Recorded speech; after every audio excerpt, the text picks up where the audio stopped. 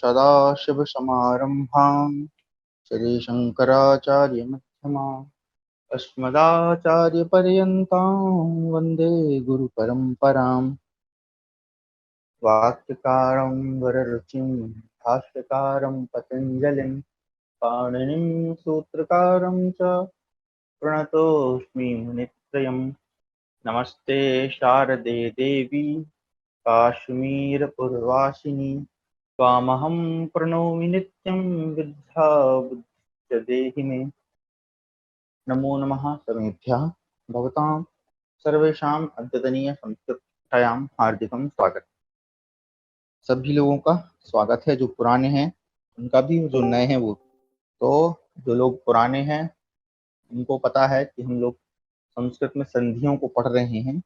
जो लोग नए हैं उनसे मेरा निवेदन रहेगा कि आप जो है कुछ जी का यूट्यूब चैनल है उस पर जाके सारे वीडियोस को एक एक करके क्रमशः देख लीजिए।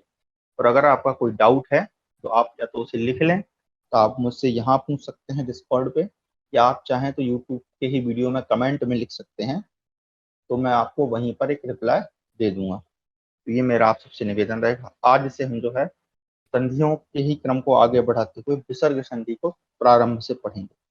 तो जो लोग नए हैं वो इस बात से निश्चिंत रहें कि आपने जो पुराना पढ़ा है या नहीं पढ़ा है, जो आप नया पढ़ेंगे, मैं कोशिश करूंगा कि पुराने वाले को भी थोड़ा थोड़ा इसमें ऐड करते चलूं, और आप जो नया प्रकरण प्रारंभ करेंगे तो मैं मतलब आपको ये गारंटी दे सकता हूं कि आपको पूरा समझ में आएगा। तो आज का जो हमारा विषय है वो है विसर्ग संधि। अभी तक हमने पूर्व में स्वर संधि और व्यंजन संधि, इन दो विषयों को पढ़ लिया है। इसके अतिरिक्त हमने संस्कृत में जो वर्ण होते हैं उनको पढ़ा है, और कारकों का सामान्य परिचय हमने सीखा था। इसके अतिरिक्त हमने सीखा था शब्द रूप, जो कि संस्कृत भाषा को सीखने के सबसे बेसिक रूल होते हैं। जैसे अगर हमें घर बनाना होता है तो घर बनाने के लिए जैसे नींव की आवश्यकता होती है, वैसे ही संस्कृत भाषा को सीखने या समझने के लिए हमें इन 4-5 जो प्रारंभिक चीजें हैं इनकी आवश्यकता होती है।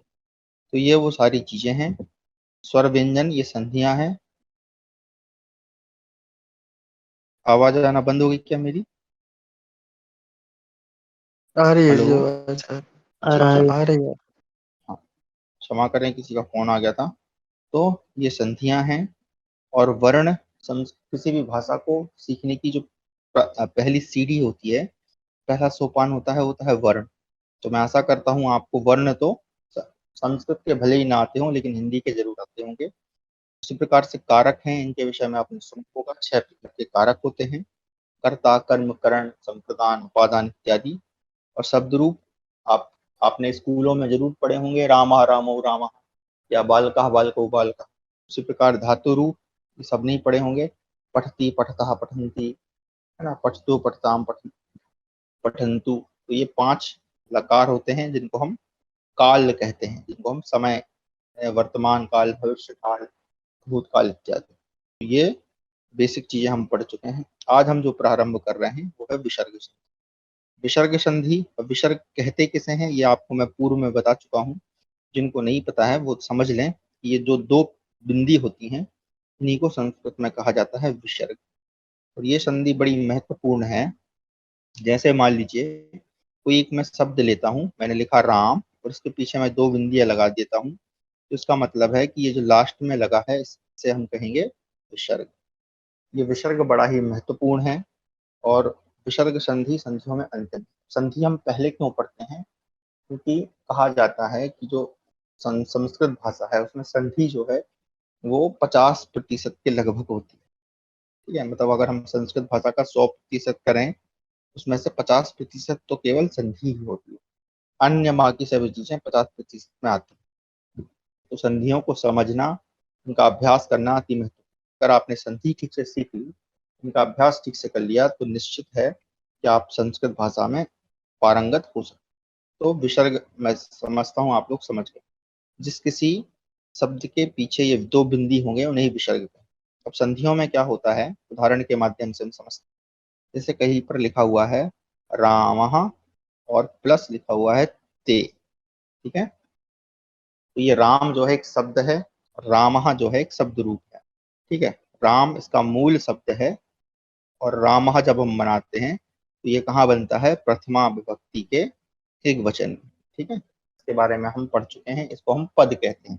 पद किसे कहते हैं, जिनके पीछे सु आदि 18 प्रत्यय लगे हों, अथवा माफ कीजिए 18 नहीं होने चाहिए, 21 सुप, इनको सुप कहते हैं, 21 प्रत्यय लगे हों अथवा सिंह आदि 18 प्रत्यय लगे, इनको हम कहते हैं पद। या सामान्य भाषा में कहें, ऐसा शब्द जिसका कुछ अर्थ होता हो उसे हम पद कहते हैं अथवा शब्द।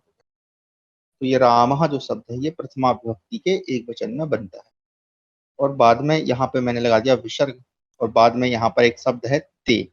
अब ये ते कहाँ से लिया है मैंने, तो अगर आपने शब्द रूप ठीक से याद किए हैं जो मैं पहले भेज चुका हूँ, तो सब लोगों को वो याद करने हैं, तो आप याद करिए, एक शब्द होता है तत्, ठीक है, जिसका हिंदी अर्थ होता है वह। तो यह कैसा शब्द है, ये सर्वनाम है, ठीक है। संज्ञा, सर्वनाम, विशेषण, क्रिया, ये सब आप लोग पूर्व से जानते हैं, पूर्व से परिचित। तो तत् जो है एक सर्वनाम शब्द है, वह इसी शब्द के किसमें, पुल्लिंग में। पुल्लिंग में जब हम शब्द रूप बनाते हैं तो रूप बनते हैं इस प्रकार से, प्रथमा विभक्ति में सहा, ये एक वचन हो गया, तऊ ये द्विवचन हो गया, और ते ये बहुवचन। तो ये जो ते है ये वहां से लिया गया है, मतलब सहा मतलब वह है, तऊ मतलब वे दोनों, ते मतलब वे सब, बहुवचन में ना। हम कहते हैं ना, वे सब लोग भोजन कर रहे हैं, वे सब लोग आ रहे हैं, तो इस प्रकार से हम ते का प्रयोग करते हैं। तो ये शब्द रूप आप लोगों को अच्छे से याद होनी चाहिए, इसलिए मैंने इनको पहले ही पढ़ाया था। अब आगे चलते हैं हम। तो हमारा जो संधि है वो है रामः प्लस ते। अब इन दोनों को मिलाकर जो शब्द बनेगा, ठीक है, वही हमारी क्या होगी, संधि होगी। तो यहाँ ध्यान देने वाली बात है, संधि में मुख्य रूप से दो पद होते हैं, दो से अधिक भी हो सकते हैं। यहाँ पर पहला पद है रामः, दूसरा पद है ते। और पहले ही हम सीख चुके हैं कि संधि हमेशा पहले पद के जो अंत में होता है, जैसे यहाँ पर क्या है, देखिए विसर्ग है, इसके बीच में और बाद में जो शब्द है उसके बीच में, बाद में यानी दूसरे नंबर पे दूसरे पद में जो शब्द है उसके बीच में। अगर आप ठीक से देख पा रहे हैं तो यहाँ जो ते है इसमें दो शब्द है, या दो वर्ण है, माफ कीजिए दो वर्ण है। एक तो है ता, और ता में क्या मिला हुआ है, ए। तो इस प्रकार से हो गया ते, ठीक है। तो अब जब हम संधि करेंगे तो किस किस की होगी, एक तो होगी किसकी, हमारे विसर्ग की, और प्रारंभ में कौन सा शब्द है, वो है ता। तो इन दोनों के बीच में संधि होगी। अब क्या होगी वो हम समझते हैं, इसके पूर्व हमें एक चीज जो जरूरी है वो आपको सीखनी है, कि पहले मैं आपको बताना चाहता हूँ कि जो विसर्ग है क्या क्या बनता है। अगर ये नियम आपको पहले से पता होगा तो आपको संधि करने में समस्या है। तो ध्यान से समझिएगा, ये जो विसर्ग है ये कई रूपों में बदलता है। पहला इसका रूप है वो है स, यानी ये जो विसर्ग है, अब जब संधि हम किसी पद के साथ करते हैं, एक तो ये सा बन जाता है, ठीक है। दूसरा ये बनता है, अगर मैं सा कह रहा हूं तो देखिए सा भी तीन प्रकार के होते हैं। कौन कौन से होते हैं, एक तो ये सा है, इसको हम दंत सा कहते हैं। एक होता है ये वाला सा, जिसको हम कहते हैं मूर्धन्य सा। और एक होता है ये वाला सा, जिसको हम तालव्य सा। तो यानी कि ये विसर्ग जो है वो तीनों सा में परिवर्तित होता है सिचुएशन के हिसाब से। अब वो सिचुएशन क्या है हम आगे सीख। पहला स्वरूप तो इसका ये हो गया। दूसरा ये जो विसर्ग है ये बदलता है रा में, ठीक है। उसमें बदलता है रा। रा को हम कहते हैं रकार अथवा रेफ, इसमें बदलता है। अच्छा, और किस में बदलता है ये, तीसरा इसका जो स्वरूप बनता है वो ये विसर्ग जो है बदलता है ओ में, इसमें बदलता है ओ। तो एक तो बदलता है सा में, एक बदलता है रा में, एक बदलता है ओ में।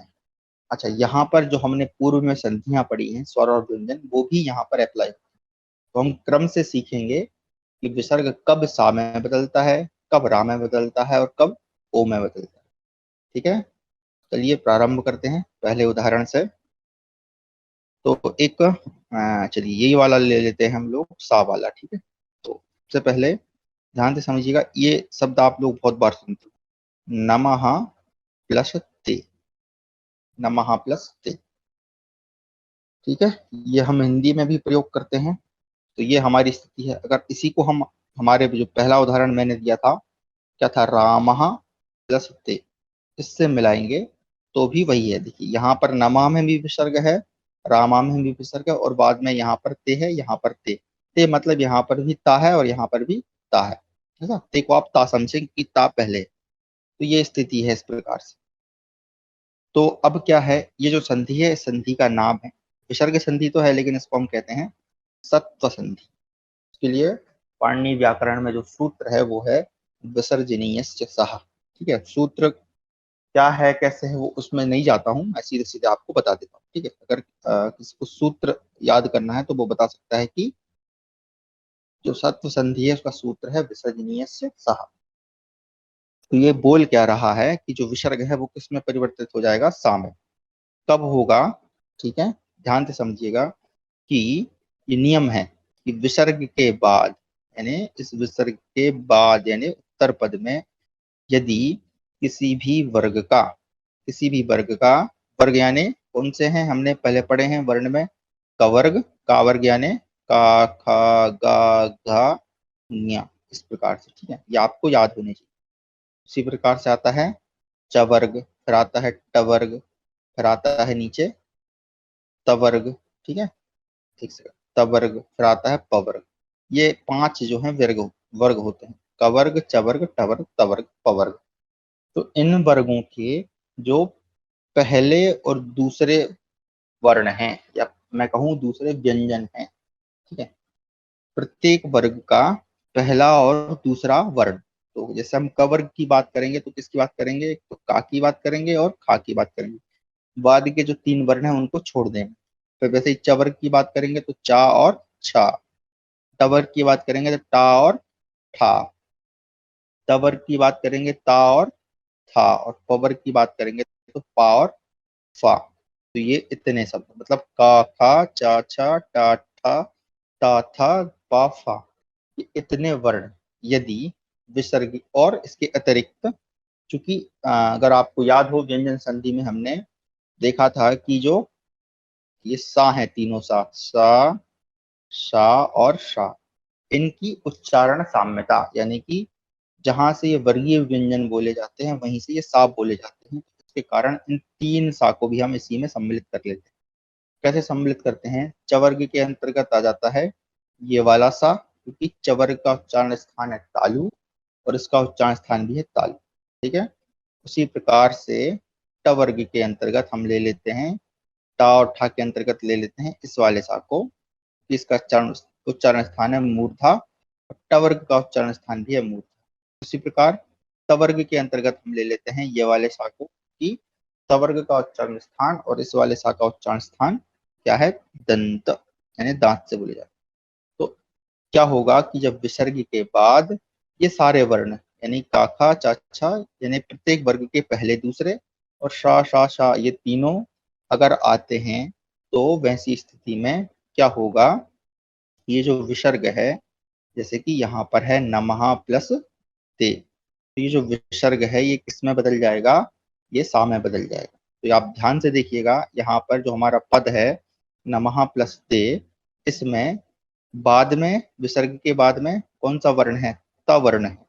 तो ये वर्गीय व्यंजनों का, यानी तवर्ग व्यंजन का पहला वर्ण है।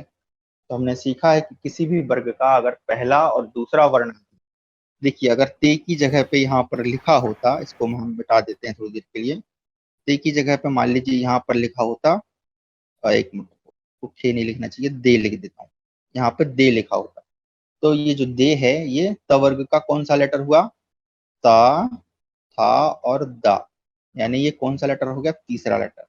तो वैसी स्थिति में ये जो विसर्ग है वो सा नहीं बनता। क्यों नहीं बनता, क्योंकि ये नियम सिर्फ तभी लगता है जब किसी भी वर्ग का या तो पहला लेटर हो या तो दूसरा लेटर। अगर तीसरा होगा या चौथा होगा या पांचवा होगा तब यहाँ पर सा नहीं बनेगा। इस बात का विशिष्ट ध्यान रखें। तो हमारे उदाहरण में नमः प्लस ते में यहाँ पर विसर्ग के बाद में वर्ग का पहला व्यंजन है, पहला वर्ण है, इसलिए ये जो विसर्ग है ये किसमें बदल गया, सा में बदल गया। बस। और हम जब इसको मिलाएंगे, डायरेक्ट मिला देंगे, तो हमारा शब्द बन जाएगा ना म आधा सा। देखो आधा सा बदला है, ध्यान रखिएगा, पूरा नहीं बदला है। तो विसर्ग बदला है आधा सा और बाद में लगा देंगे ते, तो हमारा हो जाएगा नमस्ते। ठीक है, इस प्रकार हमारा संपूर्ण शब्द क्या बन गया, नमस्ते। इस शब्द से आप भली भांति परिचित। ठीक है, उसी प्रकार से हमारा दूसरा उदाहरण था रामः प्लस ते। ध्यान से समझते जाइएगा। तो क्या हो जाएगा, इसका वही स्थिति है, विसर्ग के बाद वर्ग का पहला व्यंजन आ गया, तो ये विसर्ग किस में बदल गया, शा में बदल गया। तो हमारा जो शब्द है वो क्या बन जाएगा, राम श और ते, रामस्ते। ठीक है, इस प्रकार से। तो ये हमारा क्या बन गया है, विसर्ग संधि में विसर्ग का सा हो गया।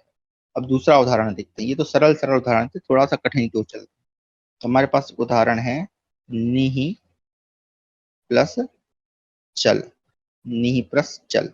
ठीक है, ये हमारे पास सब। अब यहाँ ध्यान से देखें, ये विसर्ग है, विसर्ग के पश्चात यहाँ पर क्या है, देखिए चा है। तो चा क्या है, च वर्ग का पहला लेटर है। तो पहला लेटर जैसे ही आया, मतलब यहाँ पर जो विसर्ग है वो किस में बदल जाएगा, सा में बदल जाएगा। चलिए तो बदल देते हैं। अब यहाँ पर जो हमारी स्थिति बनेगी, क्या बनेगी, नी, या हम कहें विसर्ग को हमने बना दिया सा, और हमारा हो गया निस, और बाद में हो गया हमारा चल। अब यहाँ पर क्या होगा, यहाँ पर ये स्थिति बनने के बाद, निस प्लस चल बनने के बाद, यहाँ पर अब दूसरी संधि आ जाएगी। वो कौन सी संधि आएगी, तो याद करें, आपको व्यंजन संधि में मैंने एक संधि पढ़ाई थी जिसका नाम है इष्चुत्व संधि। ये हमने प्रारंभ में ही पढ़ी थी, व्यंजन संधि के सबसे पहले। इष्टुत्व संधि का नियम, अब देखिए, जो लोग बोल रहे थे रिवीजन के लिए, तो उनका यहाँ से रिवीजन हो जाएगा। तो याद करिए, जो इष्टुत्व संधि है उसका नियम क्या था, उसका नियम ये था कि तवर्ग के बाद, है ना, तवर्ग के बाद, तवर्ग यानी ता था दा धा और शा, ये वाला सा है ना, दंत सा। इसके बाद में अगर कहीं पर बाद में क्या हो, चवर्ग हो, चवर्ग यानी चा छा जा झा और शा हो, तो ये जो तवर्ग है ये किसमें बदल जाएगा, ये बदल जाएगा चवर्ग। तो चूंकि यहाँ पर जो सा है वो तवर्ग तवर्ग से आ रहा है और बाद में यहाँ पर चवर्ग है, इसलिए जो सा है ये भी किसमें बदल जाएगा, चवर्ग में बदल जाएगा। अब चूंकि यहाँ पर सा है, ठीक है, यहाँ पर क्या है, सा है, तो ये सा भी किसमें बदलेगा, सा में ही बदलेगा। तो चवर्ग का जो सा है वो क्या है, ये तालव्य शाह है, क्योंकि चवर का उच्चारण स्थान तालु से होता है। तो ये वाला जो सा है वो अब किस में बदल गया, इस वाले सा में बदल गया। यहाँ पर हमें दोनों संधि लगानी। पहली संधि हमने क्या की, पहले तो हमने विसर्ग को सा बनाया, और चूंकि बाद में चवर्ग था इसलिए हमने इसको वापस से दूसरे सा में परिवर्तित कर दिया। तो इस प्रकार हमारा जो है शब्द क्या बन जाएगा, नी, और अब इस वाले सा के स्थान पर आ गया ये वाला सा, और चल का चल, तो हमारा शब्द बन गया निश्चल। ठीक है, अगर इसका संधि विच्छेद करेंगे तो क्या हो जाएगा, निहि प्लस चल। तो इस प्रकार से हमारा संधि बन गया निश्चल। आशा करता हूं आपको समझ में आ रहा होगा। आगे बढ़ते हैं, दूसरा उदाहरण देखते हैं। ठीक है, ये भी आप लोग बहुत बार देखते होंगे। ठीक है, तो हमारा जो अगला है वो है कहा, कहा प्लस चित। अब ये जो कहा है ये कहाँ से है, तो ये जो कहा है ये किम शब्द से है। किम का हिंदी में अर्थ होता है कौन अथवा क्या। जब हम किसी से प्रश्न करते हैं ना कि तुम कौन हो, तुम क्या खा रहे हो, तो ये वहां से आता है। तो ये किम शब्द का है पुल्लिंगवाची, है ना, पुल्लिंगवाची एक वचन है कहा। जैसे हमने पढ़ा था ना सहा तऊते, उसी प्रकार से बनता है कहा कौते, और बाद में हो गया चित्र।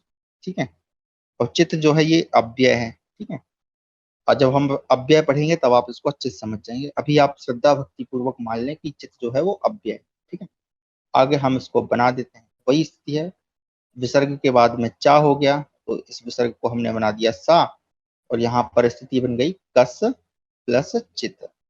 अब चूंकि यहाँ पर देखिए जो सा है वो तवर्ग में से आ रहा है, और बाद में जो चा है वो चवर्ग में से आ रहा है, तो वैसी स्थिति में यहाँ पर वापस से इष्टुत्व संधि हो जाएगी।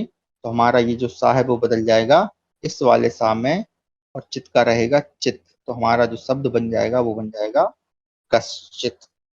ठीक है, तो हमारा जब कहा प्लस चित क्या हो गया, कश्चित, इसका अर्थ होता है कोई। ठीक है, इस प्रकार से हम अब आगे चलते हैं, दूसरे उदाहरण से समझते हैं। ठीक है, यहाँ पर चलो, ये तो ठीक है।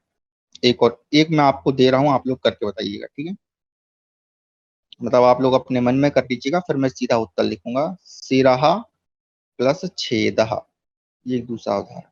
सिराहा प्लस छेदहा, जो आपके सामने उदाहरण है, इसका आप आंसर अपने मन में बना लें, फिर मैं आपको उत्तर बताता हूँ। आपके पास 10 सेकंड का टाइम।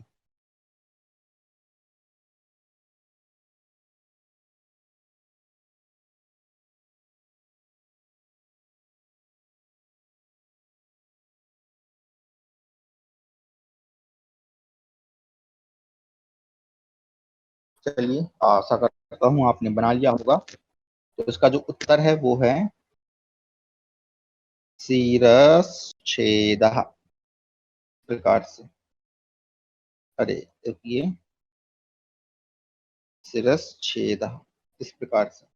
विसर्ग का पहले आप करेंगे सा, और जो छा है वो किस में आता है, चवर्ग में आता है, इसलिए जो सा है वो किस में बदल जाएगा, इस वाले सा में। तो हमारा शब्द बन जाएगा शिरश्छेदः।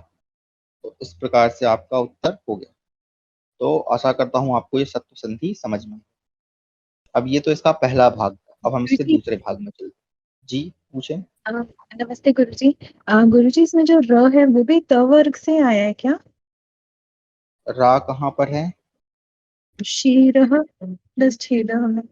नहीं, ये जो रा है ये तवर्ग से नहीं है ना, ये तो सिर शब्द होता है। सिर मतलब हमारा सर होता है, और बाद में विसर्ग लगा। देखिए, विसर्ग के पहले क्या है ये अभी अभी फिलहाल हमें नहीं देखना, हमें सिर्फ देखना है विसर्ग, और विसर्ग के बाद में क्या है।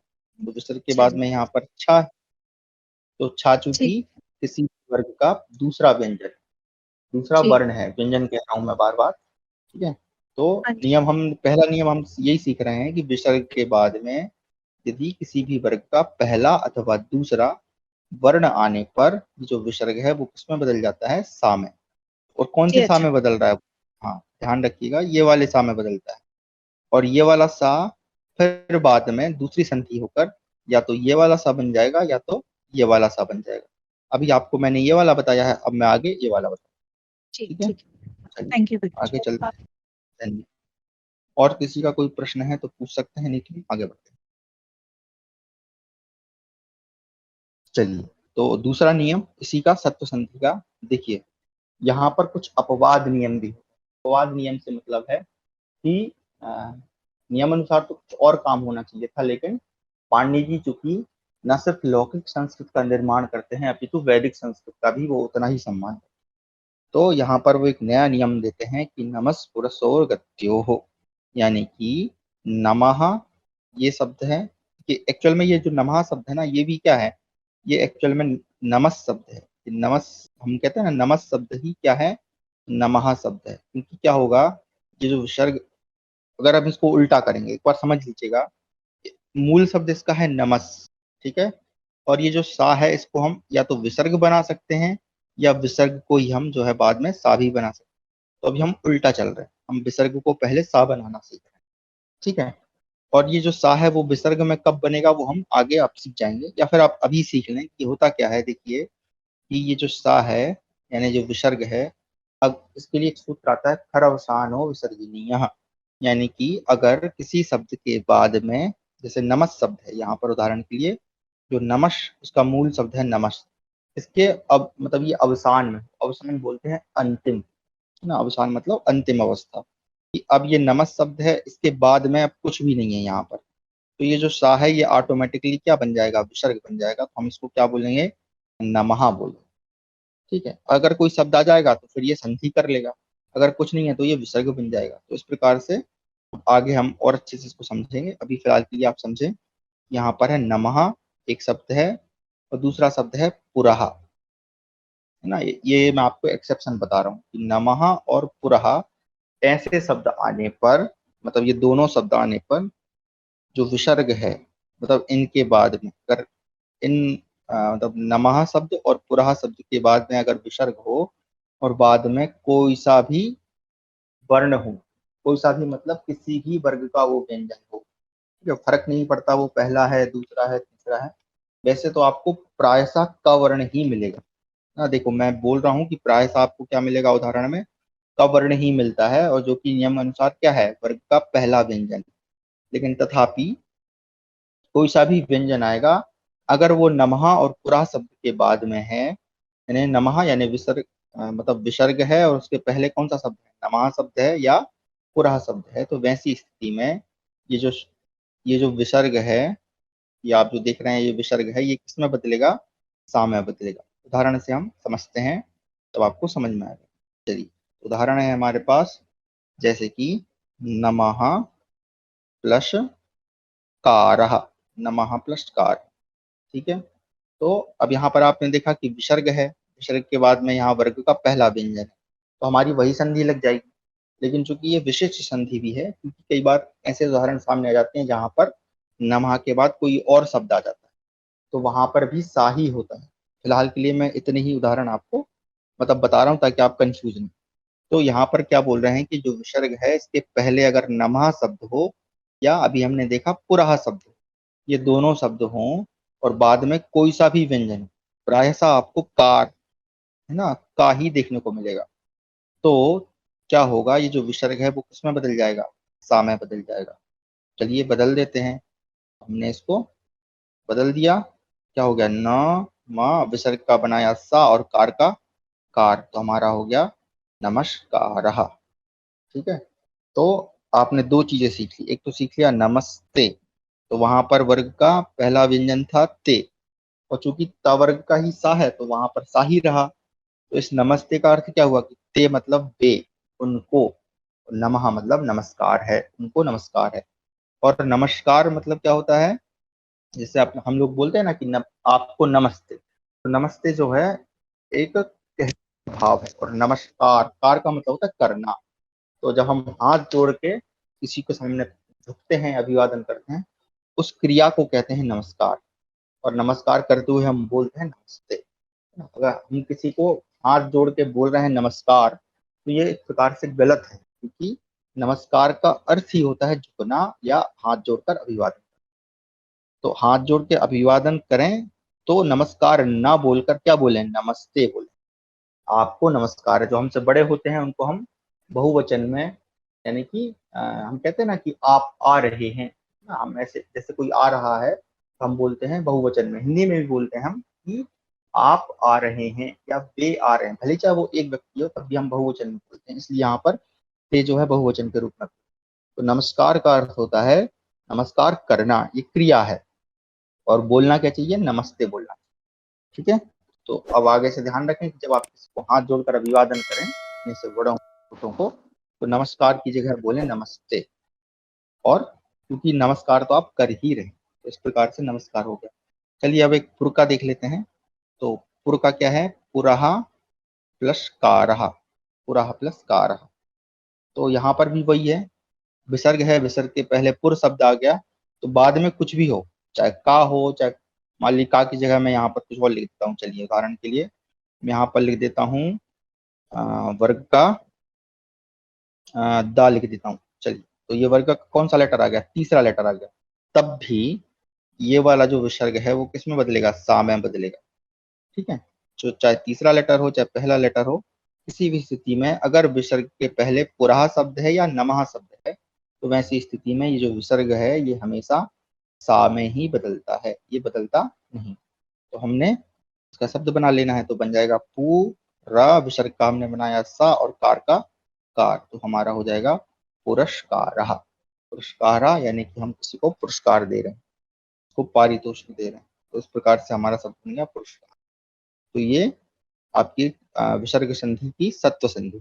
आगे हम चलते हैं, अभी हमने सा देख लिया, अब हम आते हैं इस वाले सा, ये कब बनता है, इसके लिए एक सूत्र आता है, ईदुधस्य चा प्रत्ययस्य। ये क्या बोल रहा है कि यदि विसर्ग के बाद कवर्ग हो, ठीक है, विसर्ग के बाद क्या हो, कवर्ग हो या पवर्ग हो। देखिए जब मैं कवर्ग बोलता हूं तो आपने समझना है का खा गा घा ज्ञा, और पवर्ग बोलता हूं तो पापा वाभा मा, ये पांचों वर्ण और हो। ठीक है, और इसको कैसे समझाऊं मैं आपको, चलो पहले आपको मैं एक चीज समझाता हूँ। ठीक है, ठीक है। हमारे जो पाणिनि जी हैं वो क्या करते हैं, किसी भी चीज को समझाने के लिए उसके कुछ नाम रख देते हैं।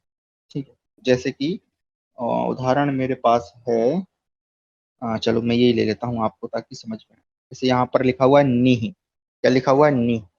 ठीक है, तो ध्यान से समझिएगा, आपको एक संज्ञा एक नाम में समझाने लगा। ये जो नी है इसका अगर हम वर्ण विच्छेद करें तो क्या हमने पूर्व कक्षाओं में सीखा है, वर्ण विच्छेद का अर्थात अर्थ है कि प्रत्येक वर्ण को अलग अलग करना। तो इस नी में क्या क्या मिला हुआ है, एक तो मिला हुआ है ना, प्लस है ई, ह्रस्व ई, और फिर प्लस में क्या है विसर्ग। ध्यान से समझिएगा, तो एक संज्ञा हमारे पाणिनि जी देते हैं वो होती है उपधा। इसका नाम क्या है, संज्ञा का उपधा, है ना। अब उपधा किसे बोलते हैं, उसके समझने के लिए हमें एक और उदाहरण थोड़ा सा समझना। जैसे कि मान लीजिए मैं किसी का नाम लिखता हूँ, किसका नाम लिखूं, चलो मैं लिखता हूँ ट्रुथ। ट्रूथ, ये मैंने नाम लिखा, ठीक है। एक टाम है, रेफ है और ऊ है। अब इसका हम वर्ण विच्छेद करते हैं, थोड़ा सा कठिन हो रहा है लेकिन चलेगा, ठीक है, ताकि आप लोगों का पूर्व अभ्यास होता रहे। इसका जब हम वर्ण विच्छेद करेंगे तो क्या होगा, ट, चूंकि नीचे वाली रेफ है तो र, और प्लस क्या है ऊ, तो ट्रू। और फिर हो गया था, और था के साथ में हम मिलाएंगे आ। ठीक है, इस प्रकार से हमारा क्या हो गया, ये एक प्रोथ का हमने कर लिया वर्ण विच्छेद। तो हमें सीखना क्या है, उपधा। उपधा, इसको सीखना है। ठीक है, ध्यान से समझिएगा, ये बड़ी जरूरी चीज है, आगे बहुत काम आने वाली है। तो ये क्या बोल रहे हैं, किसी भी वर्ण में, किसी भी शब्द में जो अंतिम स्वर होता है, अंतिम स्वर, ठीक है, जैसे यहाँ पे ट्रुथ में देखें, अंतिम स्वर क्या है, यहाँ पर आप देख रहे हैं आ, इस वाले स्वर की संज्ञा क्या होगी, उपधा संज्ञा होगी। इसको हम क्या कहेंगे, उपधा कहेंगे। ठीक है, ये ध्यान रखिएगा, किसी भी वर्ण में, कोई सा भी वर्ण हो, उसका जो अंतिम स्वर होगा उसे हम उपधा कहेंगे। जैसे कि उदाहरण के लिए मान लीजिए मैं यहाँ पर एक नया शब्द लेता हूँ, मैं लेता हूँ चलो ये ले लेते हैं रामम। ये रामम द्वितीय विभक्ति का एक वचन। इसका वर्ण विच्छेद करेंगे तो क्या होगा, रा प्लस दीर्घ आ प्लस मा प्लस आ, और लास्ट में आप देखें आएगा माँ, कि माँ हलंत है तो मैंने हलंत कहा।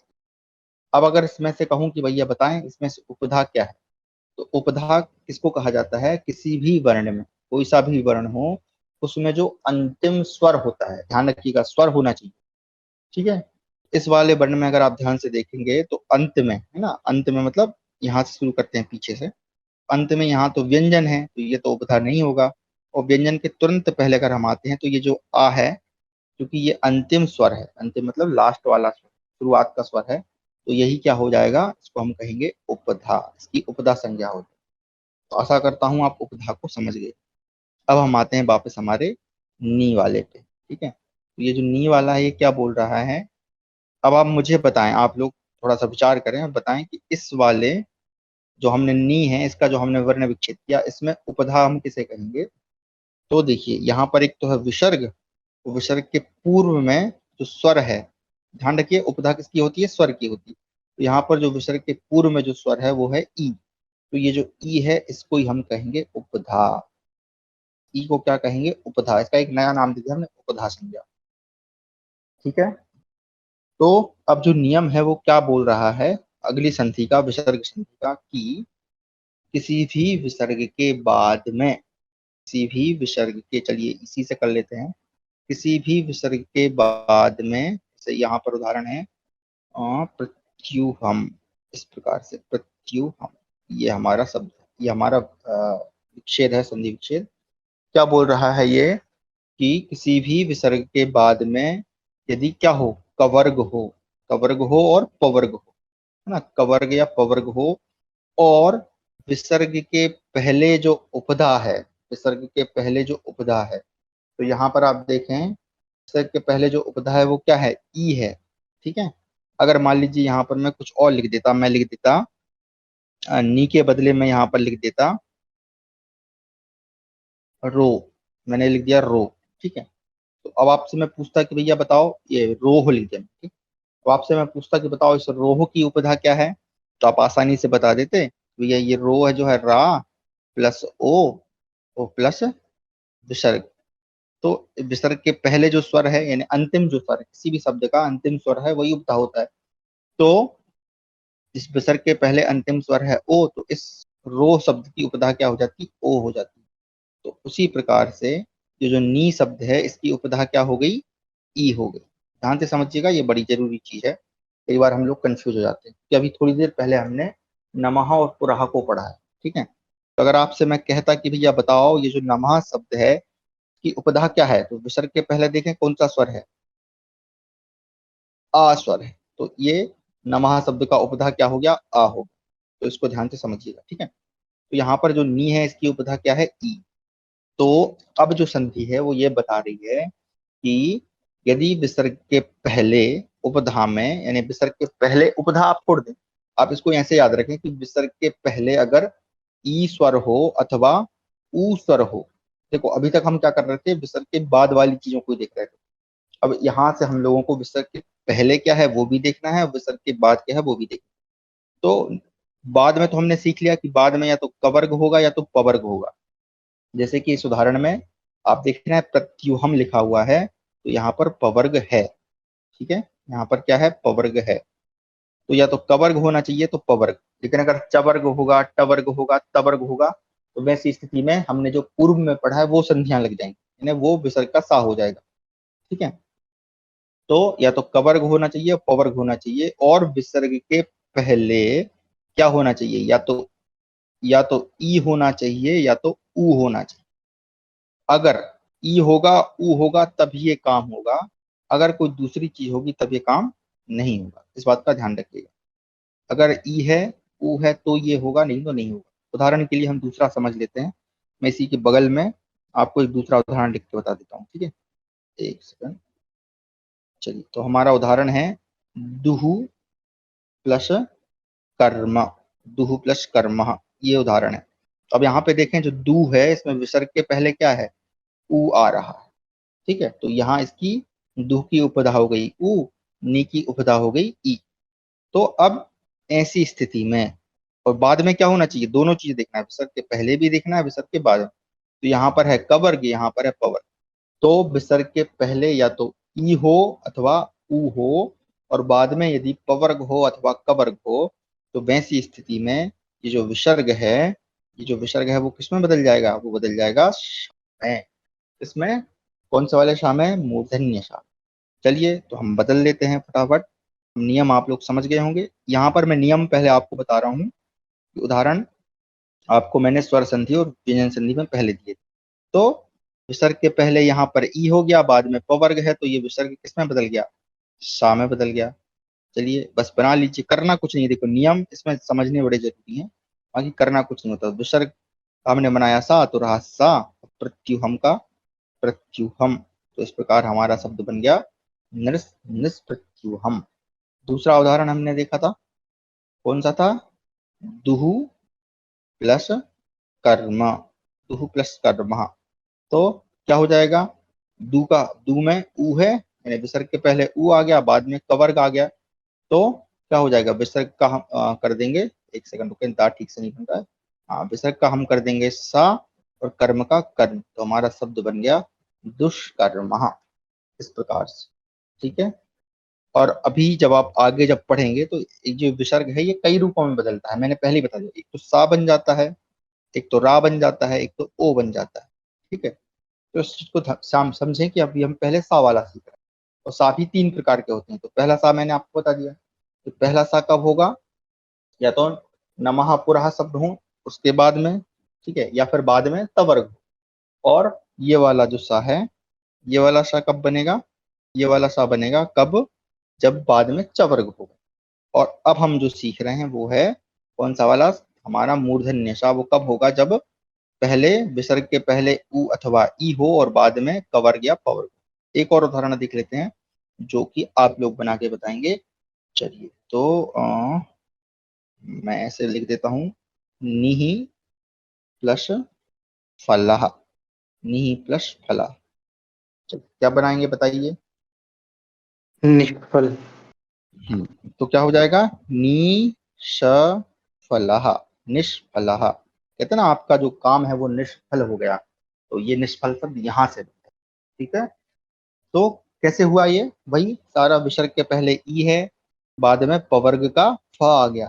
ठीक है, अब देखिए यहाँ पर ये मतलब वो नहीं करता है नियम कि भाई पहला लेटर हो, दूसरा लेटर हो, तीसरा लेटर, कोई सा भी हो, केवल कवर्ग होना चाहिए या पवर्ग होना चाहिए। तो यहाँ पर फा जो है वो पवर्ग में आता है, और विसर्ग के पहले चूंकि यहाँ पर ई है, इसलिए विसर्ग जो है हमने किस में बदल दिया, साम।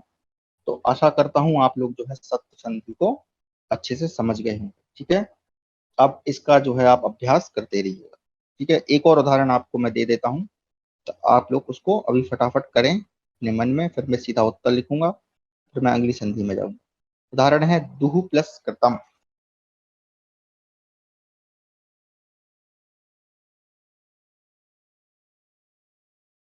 चलिए, बना लिया होगा आपने, आप सभी लोग अच्छे विद्वान हैं, समझदार लोग हैं। इसका जो उत्तर होगा वो होगा दुष्कृतम प्रकार से।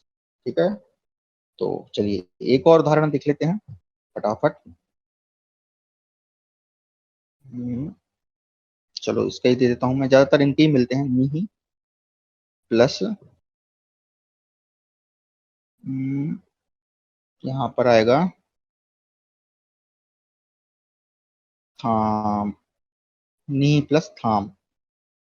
चलिए बना के बताएं इसको।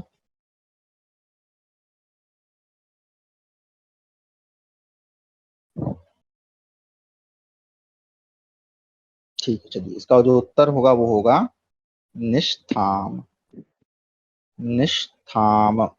अब ये वाला सा क्यों लगाया मैंने, कि ध्यान रखें ये नी के पहले ई हो, और बाद में यहाँ पर क्या है, था है, वो था किस में आता है, तवर्ग में आता है, ता था, और दूसरा लेटर है, इसलिए यहाँ पर ये वाला सा होगा, ये वाला सा नहीं होगा। जिसने भी ये वाला सा लगाया था वो एक बार थोड़ा विचार कर ले, ये मैंने जानबूझ के आपको गलत उदाहरण दिया। चलिए आगे हम चलते हैं। अब ये जो विसर्ग है इसका क्या होना, ओ होना, विसर्ग का क्या बन जाना, ओ बन जाना। ये भी बड़ा महत्वपूर्ण है, ध्यान से समझिएगा। ये बहुत बार, कई बार इसका, इस संधि का समझ लीजिए सर्वाधिक प्रयोग होता है किसी भी शास्त्र में, किसी भी, और हम लोग समझ नहीं पाते हैं कई बार। गुरुजी एक मिनट, थोड़ा समझ जी में नहीं आ बताइए। रहा है। हाँ जी बताएं। ये जो हमने पिछला अभी करा है नेह प्लस थाम, इसमें हम हम्म, तो वर्ग को लेके और फिर हमने उसको क्या किया, क्योंकि हम तो क प वर्ग वाला पढ़ रहे थे अभी रूल। हाँ तो ये मैंने जानबूझ के उदाहरण दिया था आपको अलग जी से। मैंने बाद में, ये देखिए निस्ताम जैसा कोई शब्द होता ही नहीं है संस्कृत। ठीक है, जी ये मैंने जी जानबूझ के यहाँ पर दिया था ताकि आप लोग थोड़ा सा दिमाग लगाएं कि यहाँ पर बाद में पवर्ग नहीं है बल्कि क्या है, तवर्ग है। ये आपको भटकाने के लिए था। ठीक है, नहीं तो इसमें रूल क्या कई लोग क्या लगेगा, करते, हाँ इसमें ट कई की लोग जगह स लगेगा। हाँ तो यहाँ पर अच्छा सा तो होगा, नियम के अनुसार ये वाला सा, मतलब विसर्ग का सा तो बनेगा, लेकिन कौन सा वाला सा बनेगा, दंत वाला सा, ये वाला सा नहीं बनेगा। अभी तक आपको मैं थोड़ी, मतलब पूरा क्या पढ़ाते आया हूँ, ये वाला सा पढ़ाते आया हूँ। अब मैंने जानबूझ के ये उदाहरण, वैसे निष्ठाम जैसा कोई शब्द होता ही नहीं संस्कृत में, अच्छा जानबूझ जी। के ये उदाहरण मैंने बना दिया ताकि जब आप लोग बनाएं, क्योंकि क्या करते हैं ना जल्दबाजी में, उनने कहा हाँ यार ये नीनी वाला चल रहा है, इसको भी वही बना दो, तो ऐसा नहीं है। ठीक है, तो ये आपका एक प्रकार से टेस्ट था। चलिए कोई ठीक है। बात नहीं, अच्छी बात है आपने पकड़ लिया। मैं आशा करता हूँ सबने, बाकी सबने पकड़ा। खैर चलिए, तो अब ठीक है। हम सीखने वाले हैं ये जो विसर्ग है ये ओ कब बनता है।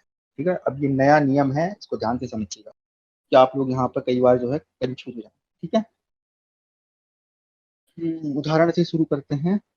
चलिए एक सेकंड में थोड़ा सा साफ कर लूं ताकि आपको समस्या ना हो। चलिए छोटा सा उदाहरण लेता हूं मैं, कहा प्लस अपी। ये हमारा उदाहरण है, कहा प्लस अपी। अब ध्यान से समझिएगा, मैं पहले आपको स्वर वाले उदाहरण दे रहा हूँ, फिर आपको व्यंजन वाले भी। ठीक है, देखो यहाँ पर क्या है, ध्यान से समझिएगा। ये जो विसर्ग है, इस विसर्ग के बाद हमें देखो दोनों चीजें देखना है, एक तो विसर्ग देखना है और विसर्ग के बाद में क्या है वो भी देखना है। अच्छा, अभी हमने जो संधि पढ़ी है उसमें हमने ये भी सीखा कि विसर्ग के पहले क्या है वो भी हमें देखना है। ठीक है, तो यहाँ पर तीन चीजें महत्वपूर्ण होती हैं विसर्ग संधि। तो अब आप देखें, अभी तक हमने क्या पढ़ा, सत्व संधि पढ़ी, उसमें क्या है कि यदि विसर्ग के बाद में कोई सा भी वर्गीय व्यंजन हो तो वो सा में बदल जाता है। अब यहाँ पर आ गए हैं स्वर। अब स्वर आ जाता है तब क्या होगा भैया, तो तब ये जो विसर्ग है वो किस में बदलेगा, ओ में बदलेगा। ओ में कब बदलेगा तो ध्यान से समझिएगा, ठीक है। ये थोड़ी लंबी प्रक्रिया है ना, मैं ठीक से समझाता हूँ आपको, ठीक है। सबसे पहले, या फिर चलो पहले मैं आपको सामान्य नियम बता देता हूँ, जो जो कि ट्रिक है एक प्रकार से, जो मैंने खुद ने बनाई हुई है। बाकी फिर आपको मैं विशिष्ट नियम समझाऊंगा, ये आपको आपको सरलता देगा। तो देखो उसमें करना कुछ नहीं है, वो कब होता है ध्यान से समझिएगा, यदि विसर्ग के पहले, इस विसर्ग के पहले क्या हो, ह्रस्व आ हो। ध्यान से समझिएगा, ये सामान्य नियम बता रहा हूँ, मेरा खुद का बनाया हुआ, ये हर बार अप्लाई नहीं होता, लेकिन समझने के लिए काफी है। जब आप विशिष्ट नियम सीख जाएंगे तो ये आप हर जगह लगा लेंगे दोनों को मिलाकर। तो विसर्ग के पहले क्या होना चाहिए, ह्रस्व आ। ध्यान रखिएगा, मैं जोर देकर बोल रहा हूँ, ह्रस्व आ। अगर उसके पहले ई हो, ऊ हो, दीर्घ आ हो, अथवा ओ हो, कुछ भी हो विसर्ग के पहले, तब ये नियम काम नहीं करेगा। कब करेगा, केवल जब विसर्ग के पहले ह्रस्व आ होगा। और नियम नंबर 2, विसर्ग के बाद में भी क्या हो, ह्रस्व आ हो। अगर अन्य कोई स्वर होगा, ई ऊ है ना, ए आई ओ, कुछ भी होगा, तब ये काम नहीं करेगा। दोनों स्थिति में विसर्ग के पहले भी ह्रस्व आ होना चाहिए, विसर्ग के पहले भी ह्रस्व आ और बाद में भी ह्रस्व आ। तो ऐसी स्थिति में आपको कुछ नहीं करना है, बस ये जो विसर्ग है इसको क्या बना देना है, ओ बना देना है, ठीक है। विसर्ग को क्या बना देना है, ओ बना देना है। तो जैसे यहाँ पर अगर आप देख रहे हैं कहा प्लस अपी, तो यहाँ विसर्ग के पहले का में भी ह्रस्व आ है और अपी में भी क्या है, ह्रस्व आ है। तो ये जो विसर्ग है वो किस में बदल जाएगा, ओ में बदल जाएगा। और बाकी हम सब इसको मिला देंगे, वो अभी हम मिलाएंगे कैसे वो बाद में हम जानेंगे। पहले हम थोड़ा सा विशिष्ट नियम सीख लेते हैं। विशिष्ट नियम क्या कहता है, देखिए, इसके लिए एक सूत्र होता है, अतो नहीं, सूत्र नहीं बता रहा हूं मैं, थोड़ा सा अलग हो जाएगा वो, उस पर नहीं जाते हम लोग। तो ये होता क्या है कि यदि ह्रस्व आ के बाद जो विसर्ग है, ठीक है, उसको, है ना, देखो एक्चुअल में ये जो विसर्ग है ना, ये विसर्ग, ये जो विसर्ग है, ये एक्चुअल में इसका सही रूप है सा। ये विसर्ग को हम सा भी बोलते हैं, ये समझिएगा। या यूं कहें कि जब हमें जरूरत पड़ती तब हम इसको सा बना लेते हैं। तो यहाँ पर जो विसर्ग है ना, वो 3-4 रूपों को धारण करता है। ये बड़ा मायावी है, आप यूं समझे, ये 3-4 रूपों को धारण करता है। कौन कौन से समझते हैं। तो ये जो विसर्ग है, जब हम इसमें संधि करते हैं, तो पाणिनि का जो नियम है उसके अनुसार ये जो विसर्ग है पहले किस में बदलता है, ये बदलता है सा में, ठीक है। तो स्थिति क्या बन जाती है, कस प्लस अपी। ध्यान से समझते जाइएगा, ठीक है। और अब ये जो सा है इसको हम बदलते हैं रू। रू, रू किसको बोलते हैं, रा और ऊ, दीर्घ ऊ, ठीक है, रा और दीर्घ ऊ। तो अब पहला नियम हम लेके आए हैं, क्या है, कोई भी देखो पहला नियम हमेशा वही रहता है, इसलिए मैंने पहले आपको सत्व संधि पढ़ाई।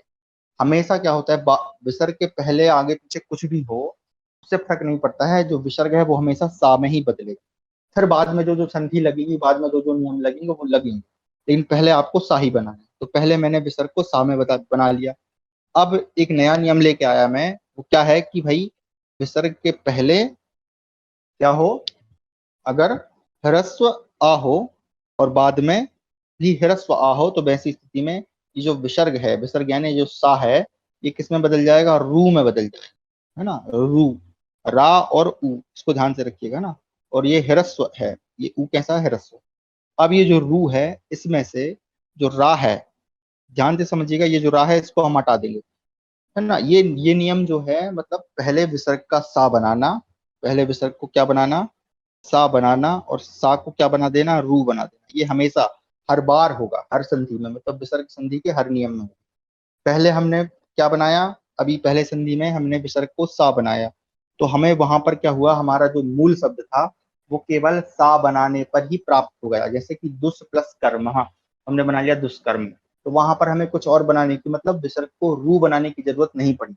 हमारा शब्द हमें मिल गया, इसलिए हमने उसको रू नहीं बनाया। नहीं तो नियम के अनुसार हमेशा जो विसर्ग है पहले सा बनेगा, और सा बन के अगर काम हो जा रहा है तो वहीं पे काम खत्म कर देंगे। अगर सा बन के काम नहीं हो रहा तो फिर हम क्या बनाएंगे, उसको रू बनाएंगे।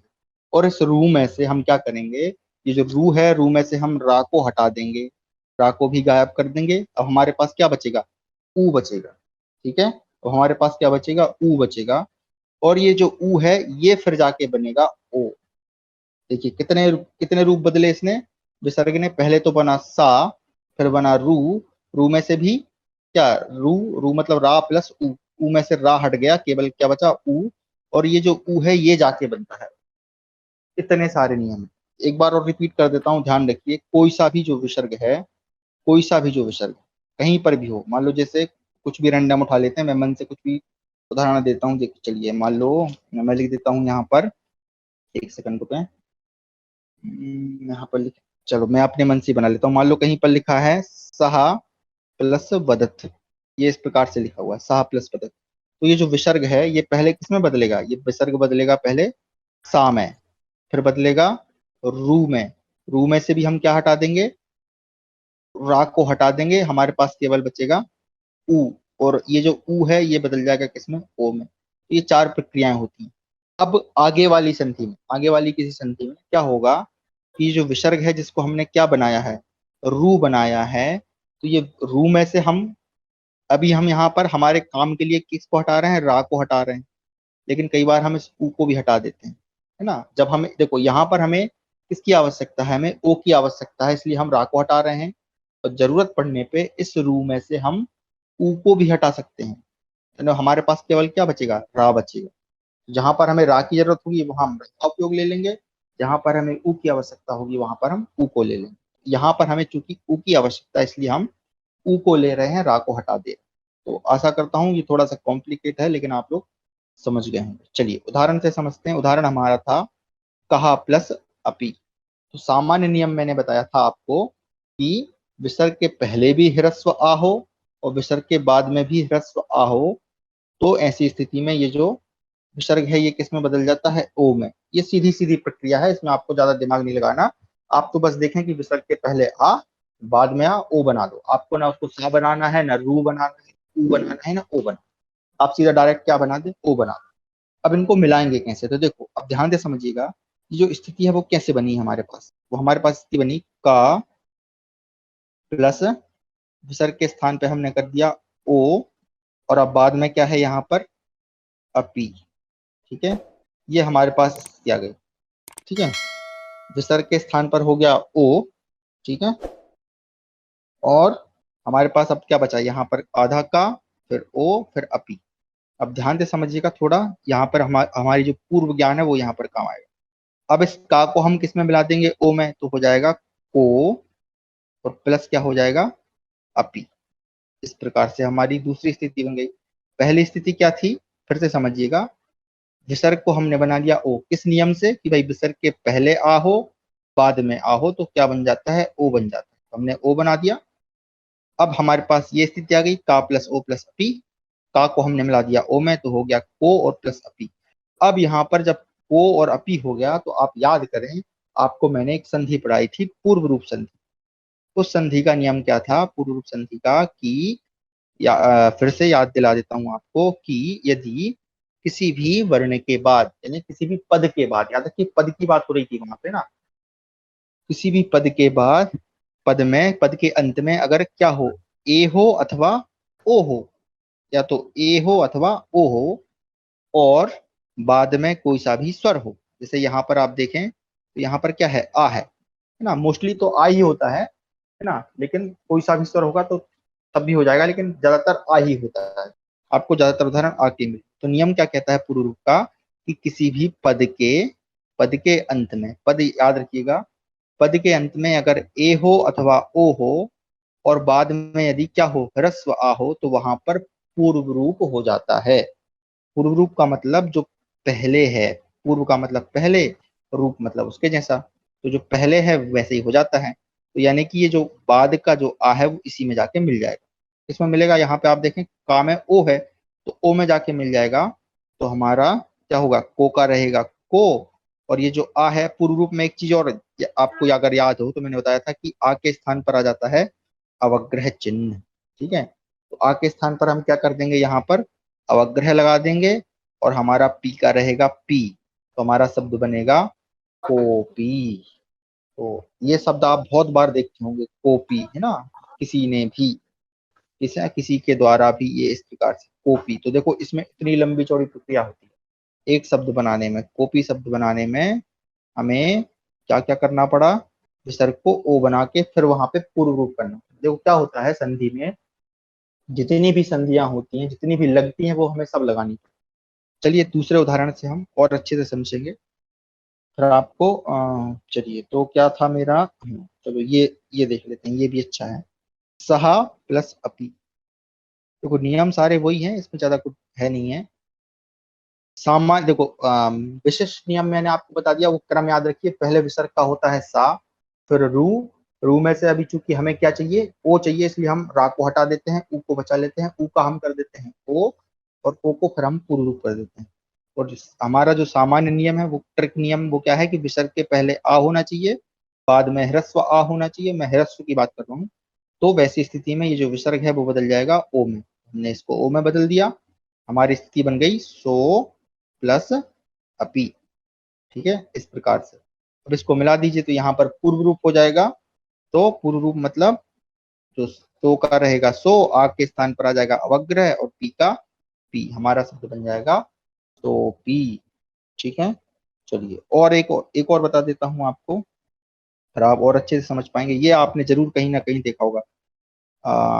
ठीक है। प्रथमः, प्रथमः अध्यायः, प्रथमः अध्यायः। ये बड़ा फेमस शब्द है, ये आप किसी ना किसी ग्रंथ में जब आप पढ़ते होंगे तो आपको ये जरूर मिलता होगा। चलिए पहले आप लोग बनाएं, फिर मैं आपको बना के बताऊंगा इसका उत्तर। प्रथमः प्लस अध्यायः, ये हमारा संधि विच्छेद है। तो आपको 5 सेकंड दे रहा हूं मैं, आप लोग बनाएं।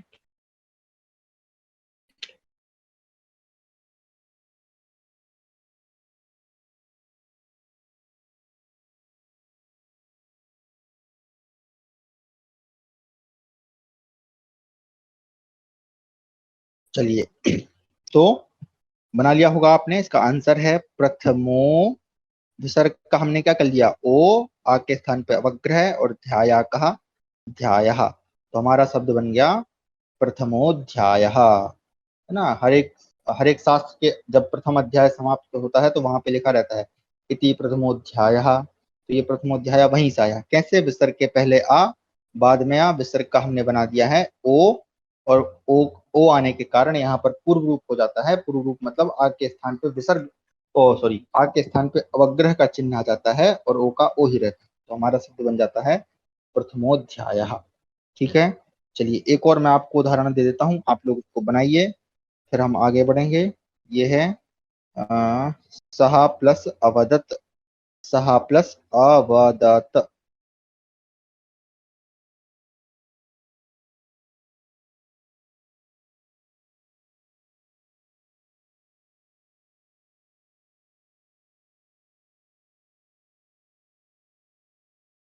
चलिए तो क्या होगा इसका, तो उत्तर है सो अवदत, सोवदत, है ना।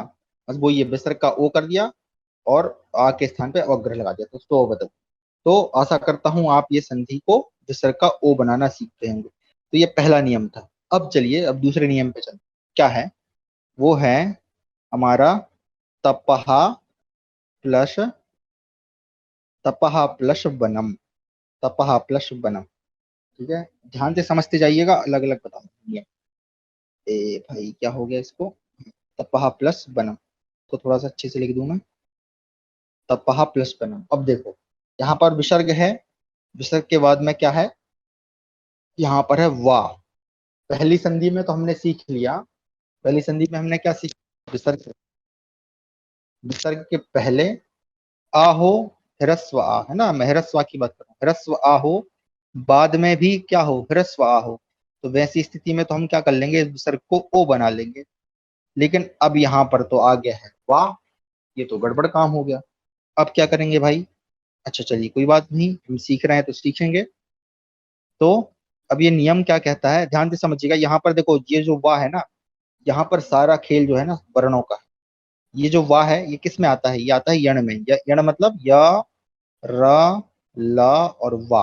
आपने अगर वर्ण पढ़े हो संस्कृत के, जो कि आपको याद होने चाहिए, उसमें उसमें से आता है या, र, ला, वा, तो हम यण बोलते हैं। अच्छा, अभी थोड़ी देर पहले संधि में मैंने आपको बताया था, पहली संधि में, कि विसर्ग के बाद में यदि किसी वर्ग का पहला दूसरा वर्ण हो, ठीक है, ये हो, तो विसर्ग के स्थान पर क्या हो जाता है, सा हो जाता है। लेकिन वहां पर मैंने आपको कौन कौन से वर्ण छोड़ दिए, तीसरा, चौथा और पांचवा, ये वर्ण छोड़ दिए थे। ठीक है, अब वो सा जो तीसरे पांचवे चौथे वर्ण है वो यहाँ पर आएंगे। तो इसमें और वहां पर क्या था, पहले किसी भी वर्ण का या तो पहला वर्ण हो या तो दूसरा वर्ण हो और साथ में क्या हो, शा शा शा, ये तीनों सा हो। अब यहाँ पर इस वाली संधि में क्या होगा कि विसर्ग के बाद में यण हो। देखो जो शा शा शा है ना, शा शा और शा, इसके साथ में एक और आता है हा। ठीक है, ये हा, तो ये हा जो है ना इनके साथ नहीं गया था, वो इनके साथ छूट गया था, है ना। वो कहाँ पे आ जाएगा, इन इन लोगों के, मतलब किसी भी वर्ग का तीसरा चौथा पांचवा वर्ण, किसी भी वर्गीय व्यंजन का तीसरा चौथा पांचवा वर्ण, या तो यारालावा या तो हा, ये इतने वर्ण अगर किसी व्यंजन के बाद में हो, सॉरी व्यंजन बोल रहा हूँ, किसी भी विसर्ग के बाद, ध्यान से समझिएगा, नियम मैं डिटेल में बता रहा हूँ, नियम याद रखना चाहिए। तो पहली नियम में आपने सीखा किसी भी वर्ग का पहला दूसरा वो वहां चला गया, या तो स श श श, ठीक है। और अभी थोड़ी देर पहले आपने देखा कि यदि किसी विसर्ग के पहले आ हो और बाद में आ हो, तो वैसी स्थिति में क्या होता है, विसर्ग को ओ हो जाता है। अब नियम नंबर 2 में हम सीख रहे हैं कि विसर्ग के बाद में यदि यारा लावा में से कोई शब्द हो, या तो किसी वर्ग का तीसरा चौथा पांचवा वर्ण हो, या तो ह वर्ण हो, ये सारे वर्ण आने पर भी क्या होगा कि जो विसर्ग है ये किस में बदलेगा, ये ओ में बदल जाएगा। किसमें बदल जाएगा, ओ में। तो ओ में बदल देते हैं इसको। देखो नियम वही लगता है सारा, नियम क्या होता है, पहले विसर्ग को बनाते हैं सा, फिर बनाते हैं रू, रू का हम ले लेते हैं ऊ, और ऊ का हम बना देते हैं ओ। ये सारा काम वही होता है, ठीक है। उसको वैसे समझे रखें, है ना। और नहीं तो आपको सीधा समझना है तो सीधा समझ। तो यहाँ पर नियम वही है। अब जो सामान्य ट्रिक है वो क्या है कि विसर्ग के पहले ह्रस्व आ हो, बाद में कोई सा भी व्यंजन हो, है ना, व्यंजन मतलब वर्ग का पहला दूसरा छोड़ के, तो यार और सा सा सा इनको छोड़ के अगर कोई सा भी व्यंजन हो, तो ये जो विसर्ग है वो किसमें बदल जाएगा, ओ में बदल जाएगा। तो बदल देते हैं भैया, तो हमने बदल दिया इसको। तो एक सेकंड रुकिएगा। तो विसर्ग का हमने बना दिया ओ, और बस इन सबको मिला दीजिए तो क्या हो जाएगा, ता का ता, पा में वो मिलाया तो तपो, और वनम का वनम। तो हमारा शब्द बन गया तपोवनम। तपोवनम का संधि विच्छेद करेंगे तो क्या होगा, तपहा प्लस वनम।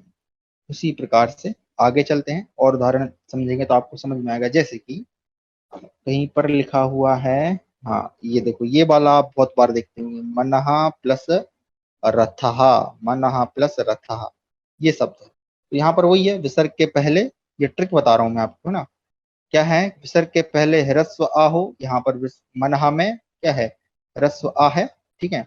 और बाद में यार अलावा हो या किसी भी वर्ग का तीसरा चौथा पांचवा कोई सा भी व्यंजन हो, तो वैसी स्थिति में ये जो विसर्ग है किसमें बदल जाता है, ओ में। ओ में बदल दिया हमने।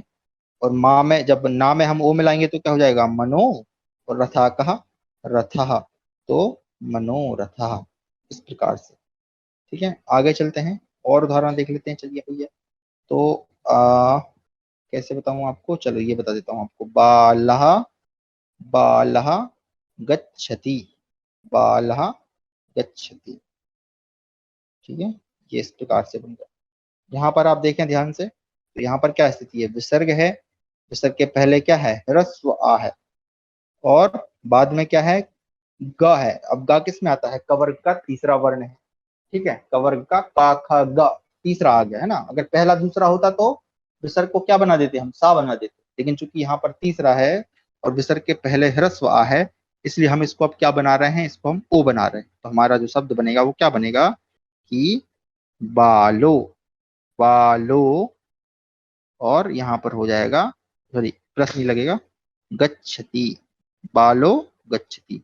विसर्ग के स्थान पर हो गया ओ, और ओ को हमने मिला दिया ला में, तो हो गया बालो और गच्छति। इस प्रकार से आपका जो है शब्द बन जाता है बालो गच्छति, ठीक है। उसी तरह से और भी अगर आप उदाहरण देखना चाहें तो मैं आपको एक बता देता हूं। तो क्या है, भ्रांत, भ्रांत, और आगे आप देखें बालः, भ्रांता बालः। इसका क्या बनेगा, आप लोग बनाएं, भ्रांता बालः।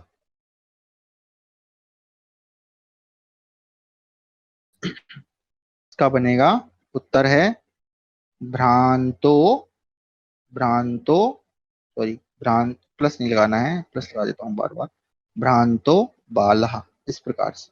ठीक है, तो बन गया भ्रांतो बालः। तो ये देखिए मैं बिल्कुल सरल तरीके से बता रहा हूँ, इसका और भी कॉम्प्लिकेटेड तरीका है, अगर किसी को समझना हो तो फिर आप अलग से समझ लीजिएगा, है ना। ये मैं आपको बिल्कुल इजी करके बता रहा हूँ। एक नियम मैंने आपको बता दिया है कि पहले विसर्ग का सा का रू का ऊ का ओ, है ना, वो सब मिला के हम अलग करते हैं। वो प्रक्रिया मैंने थोड़ी देर के लिए साइड में रख दी है, ये सबको समझ में आए वैसा मैं बता रहा हूँ। ठीक है, तो हमारे यहाँ कुछ विद्यार्थी हैं जो संस्कृत को अच्छे से जानते हैं, उनसे मेरा निवेदन है कि आप इसको अन्यथा ना लें कि हमें सबको सिखाना है।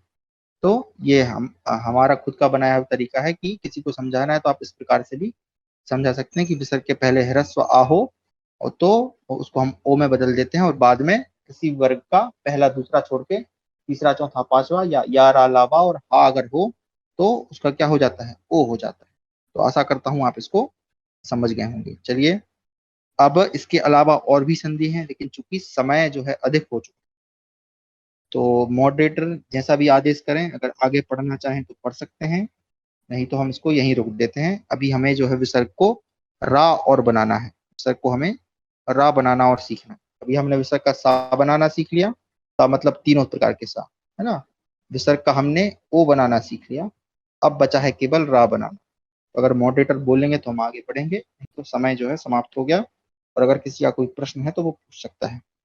गुरुजी, जैसे अभी हमने जी। एक क्वेश्चन किया ना जिसमें बालः प्लस गच्छति था, तो क्योंकि हाँ। ग तीसरा था तो इसलिए हमने बालो जी। गच्छति कर दिया।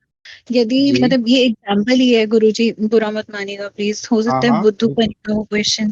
अरे अगर नहीं ये नहीं, बिल्कुल पूछिए। हाँ। बालः प्लस खादती हो हाँ वेरी गुड, बहुत तो बढ़िया। हम फिर इसको स ही लगाएंगे क्या, मतलब श कर नहीं देंगे? नहीं, वहां भी क्या ये होगा, दूसरा ओ है। ही होगा। पर गुरुजी ये तो दूसरा हुआ ना, क ख, ख तो दूसरा हाँ हुआ। हाँ, बहुत बढ़िया। देखिए यही होता है जब आप अच्छे प्रश्न करते हैं तो। बहुत बढ़िया, आपका प्रश्न बहुत अच्छा है। चलिए इसको हम यहाँ यहीं पे समझा देते हैं, ठीक है। जी। हाँ बहुत बढ़िया। देखिए आप लोग, दूसरे लोग जितने भी देख रहे हैं, आप लोग भी थोड़ा हमारी दीदी से प्रेरणा लें कि आपको ऐसे प्रश्न पूछने चाहिए अगर आपके मन में है तो। बहुत बढ़िया, धन्यवाद, आपने प्रश्न पूछा। बालह प्लस खादत, देखिए यहाँ पर क्या हो रहा है कि ये जो विसर्ग है, विसर्ग के, अरे भाई रुक जाओ, विसर्ग के जो पहले है हमें देखना है ह्रस्व आ है, यानी इसकी जो उपधा है वो क्या है, ह्रस्व आ। तो जब भी जी। विसर्ग के पहले ह्रस्व आ होता है वहां पर विसर्ग को हम ओ ही बनाते हैं। ठीक है, क्या बनाते हैं हम वहां, ओ ही बनाते हैं। जैसे अगर आप ऊपर वाले उदाहरणों की बात करें, ठीक है, तो वहां पे नमः बालकः इत्यादि हमने देखे, तो वहां पर भी आ था। ठीक है, तो वहां पर नियम क्या बोल रहा था कि भाई आपको क्या करना है, आ, विसर्ग को अगर वर्ग का पहला या दूसरा वर्ण आता है, ठीक है, वर्ग का हाँ पहला या दूसरा वर्ण आता है तो विसर्ग को सा बना देना है। ठीक है, जी। तो हम अब आपको मैं थोड़ा सा आ, मतलब गहन अध्ययन की ओर ले जा रहा हूँ, थोड़ा समझने का प्रयास करिएगा, है ना। जी ये जी उतना आसान नहीं है समझना, मैं कोशिश कर रहा था कि सरल तरीके से समझाऊं। अच्छा, जी बाकी जी। लोग भी हैं वो भी समझने का प्रयास करें, ये बहुत अच्छा। देखिए होता क्या है, सबसे पहले नियम के अनुसार हम क्या करेंगे, इस विसर्ग को हम साही बनाएंगे। तो हमारी स्थिति बनेगी बालस प्लस खादती, ये इस प्रकार से हमारी स्थिति बन जाएगी, बालस प्लस खादती। अब यहाँ पर प्रश्न उठता है कि क्या हम इसको अगर मिला, क्योंकि नियम हमने यही सीखा है कि भाई विसर्ग जो है उसके बाद में यदि किसी वर्ग का पहला दूसरा वर्ण आता है तो जो विसर्ग है उसको किस में बदल देना है, सा में। जी। अब यहाँ पर प्रश्न प्रश्न ये हो गया कि अगर हम इसको सा बना के रखेंगे तो क्या हमारा जो शब्द है उसकी सिद्धि हो जाएगी। तो वहां पर उन्होंने कहा कि नहीं होगी। तो तब ऐसी स्थिति में क्या करें, तो उन्होंने कहा कि आगे की प्रक्रिया को करें। अब देखिए होता क्या है, जो पाणिनि जी है ना, वो क्या करते हैं, वो सारी प्रक्रिया को पहले बता देते हैं। तो ये जो प्रक्रिया थी कि विसर्ग, एक मिनट को मैं पहले ऐसे लिखता हूँ कि विसर्ग को पहले क्या बनाना है, सा बनाना है। सा को एक वो बना सा है। को फिर हमें बनाना है रू, और जरूरत पड़ने पे ये जो रू है इसको या तो ऊ बना लेना है या तो रा बना लेना है। ठीक है, ये दोनों बन जाते हैं समय के अनुसार। या और जरूरत पड़ने पे आगे जाके हम ऊ को हम ओ भी बना लेते हैं। ऊ को ओ कैसे बनाते हैं, अब देखो इसको, इसके लिए मैं आपको थोड़ा सा और पीछे ले चलूंगा, ठीक है। अब ध्यान से समझिएगा, जैसे कि मैं कहीं पर लिखता हूं, अरे भाई क्या था वो, हाँ चलो ये ऐसे नहीं, आपको ऐसे बताना पड़ेगा, बधू प्लस उत्सवः। अरे क्या लिख रहा हूं मैं, उत्सव, ये एक उदाहरण है, ठीक है। अब आपसे प्रश्न है, आप बताएं इन दोनों शब्दों की क्या संधि होगी, फिर मैं आपको आगे समझाता हूँ। नहीं यार, गलत लिख दिया मैंने इसको, एक मिनट रुक जाइए, सॉरी क्षमा करें, मैं थोड़ा सा अलग उदाहरण देने लगा, महा प्लस उत्सव, ये देना था मुझे, क्षमा करें, महा जी, प्लस उत्सव। जी जी, अब इसका बताएं क्या बनेगा। महोत्सव। हाँ, तो यहाँ पर आप देखें ध्यान से, आपने बताया कि महोत्सव, ये बहुत अच्छा आपने जल्दी से उत्तर दिया, बहुत बढ़िया। तो यहाँ पर क्या हुआ, यहाँ पर गुण हुआ है। अगर आप गुण देखें तो गुण कब होता है, ये गुण संधि है, जिनको नहीं पता है वो रिवीजन के तौर पर इसको देख सकते हैं। तो गुण संधि में क्या होता है कि यदि आ हो और बाद में अगर ऊ हो, तो इन दोनों को मिलाकर इन दोनों के स्थान पर क्या कर देते हैं, ओ कर देते हैं। ये गुण का नियम है, ये हमने पहले सीखा है, और यही वहां पर नियम है। तो ध्यान से समझिएगा, ये जो आ है इसका ऊ, और ऊ का ओ कब होता है, जब दोनों मिलते हैं। तो यहाँ पर भी वही हो रहा है, ठीक है। ये जो ऊ है, ये जो ऊ है, ये ओ बन रहा है। तो कैसे बन रहा है, यहाँ पर गुण हो रहा है। तो चूंकि यहाँ पर भी इस बालहा प्लस खादती, यहाँ पर भी गुण होगा, इसलिए यहाँ पर हम क्या कर लेंगे, ओ कर लेंगे, ठीक है। तो अब हम दूसरे उस पर चलते हैं, तो क्या करेंगे दूसरे नियम में, एक सेकंड रुकिएगा, हाँ। अब चूंकि यहाँ पे हमारे शब्द की सिद्धि नहीं हो रही है, तो हम क्या करेंगे, बालह सॉरी सा को हम किस में बदलेंगे, रू में, ठीक है। और यहाँ पर हमारा हो जाएगा खादती, इस प्रकार से यही चलता रहेगा। फिर इसको मिटाना पड़ेगा, ठीक है, चलिए आगे। अब स्थिति क्या हो गई, बाल रू प्लस खादती, तो यहाँ पर फिर वही आया कि आप क्या करें, इसको जो है हटा दें। तो हमने यहाँ से इसको हटा दिया, रा को हटा दिया, अब हमारे पास क्या क्या बचा, बाल ऊ प्लस खादती। ध्यान से समझते जाइएगा, थोड़ा लंबा चौड़ा है, हो जाएगा, ठीक है। अब बाल ऊ और खादती, रा को उन्होंने हटा दिया, उनको हटाने के कई सारे सूत्र हैं, उस पर हम अभी नहीं जाते हैं, ठीक है। अब यहाँ पर अब ध्यान से समझिएगा, देखो संधि हमेशा दो पदों में होती है। तो अब आप देख के ध्यान से, यहाँ पर है बाल, यहाँ पर है ऊ, दिख रहा है आपको। तो ये अगर आप देखें, ये जो बाल है, बाल शब्द है, इसके अंत में क्या है, आ है, और यहाँ पर जो ऊ है ना, तो ये जो आ और ये जो ऊ, देखो वो बन कैसे रहा है, वो जो है ना वो पहले पद से बन, इसलिए मैंने ट्रिक के रूप में बताया था कि विसर्ग के पहले अगर आ होगा, है ना, नियम के अनुसार, तो विसर्ग जो है वो ऊ में बदला है, ऊ में नहीं बदला है ना। अगर सामान्य जो पाणिनि जी का नियम है उस हिसाब से चलें, तो वो जो विसर्ग है वो तो ऊ में बदला है। ओ कब होता है, जब पहले आ होगा, है ना। जैसे महोत्सवा, पहले अगर आ नहीं होता, कुछ और होता, तब तो ओ नहीं बनता। वैसे ही बाला जो शब्द है, बाल शब्द में यहाँ पर चूंकि आ है और बाद में ऊ है, तो इन दोनों को मिला के हम कर देंगे ओ। अब आपको समझ में आया। तो यहाँ पर जो क्या बचेगा हमारे पास, बाल। तो मतलब यहाँ पर क्या है ना, दो संधियां हो रही हैं, एक तो संधि हो रही है ला के आ में, है ना, ला के आ में, और इस विसर्ग के ऊ में एक जी, संधि हो गई, तो बालो हो गया, और खादती का खादती रहा। इस ठीक है। प्रकार से यहाँ पर वो संधि हो गई, मतलब हमें चूंकि शुद्ध शब्द की सिद्धि करना है, इसलिए हमने केवल ओ ही बना लिया। अच्छा, ये तो हो गया विशिष्ट नियम। सामान्य नियम वही है कि देखो, ओ कब होता है, जब पहले आ होता है। जैसे महोत्सवा है, या हम कहें, और भी उदाहरण मेरे को देख लूं, उदाहरण तुरंत दिमाग में आते नहीं मेरे, एक सेकंड रुकिएगा। जैसे कि कहाँ गया, हाँ, भाग्योदय, सूर्योदय, हितोपदेश, इस प्रकार से। तो वो कब होता है, जब गुण होता है। तो यहाँ पर बाल, जो बाल शब्द था, उसका आ उसका आ और ऊ का हमने लिया ओ, तो इस प्रकार सॉरी विसर्ग का हमने लिया ऊ, इन दोनों को मिला के हुआ ओ, इसलिए हमारा बन गया बालो और खाद्य। तो वहां पर सा नहीं होगा, केवल ओ ही। आशा करता हूँ आपको समझ में आया होगा। ये भी जी, थोड़ा जी, सा मतलब कॉम्प्लेक्स है, लेकिन फिर भी मैंने कोशिश की सरल तरीके से बताने। जी, जी, जी, जी, धन्यवाद। जी, और अगर कोई प्रश्न है तो पूछें, अन्यथा फिर हम आज की कक्षा समाप्त करते हैं। अगर चाहें तो हम इसको और बढ़ा सकते हैं, अभी एक और इसका जो पार्ट है वो बचा हुआ है। तो कल का जो गृह कार्य है वो ये है आप लोगों के लिए। किंग लॉर्ड जी, आपसे निवेदन है कि ये हमारी जो पुस्तक थी आत्मबोध, उसको आप हमारे बुक सेक्शन में शेयर कर दें, उसका पीडीएफ। सब लोगों को ये होमवर्क है, गृह कार्य है जो सबको करना है। अभी तक आपने जितनी भी संधि पढ़ी है, मतलब विसर्ग संधि में सप्त संधि आपने पढ़ी, ठीक है, और आपने विसर्ग का ओ होना पढ़ा। इसके जितने भी उदाहरण आपको मिलते हैं उन 60 श्लोकों में, है ना, 60 से लगभग 59 श्लोक थे, उनमें आपको जो है 5-5 उदाहरण ढूंढ कर लाने हैं इसके विसर्ग संधि के।